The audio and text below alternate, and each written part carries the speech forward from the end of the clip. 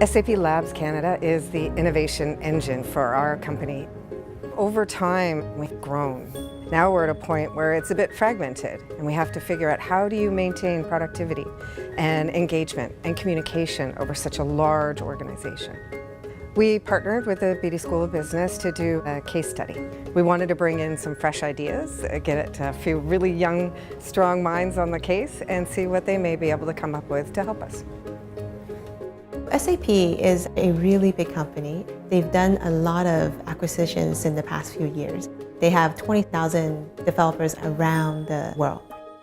Employees are aligned to different managers, working with different people across the world.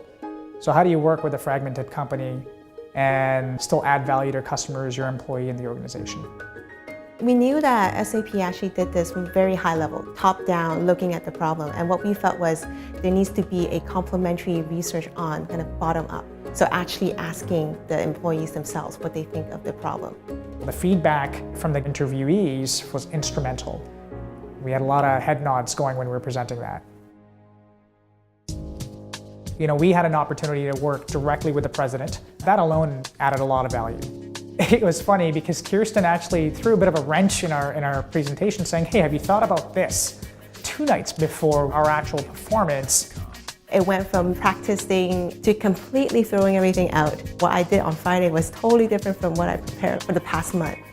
They would have a question and they actually don't know who to ask. And they go back and forth between the different teams until they actually find the right person. And that really hinders the work that they're doing. They talked particularly about something called social distance, something that we hadn't really considered.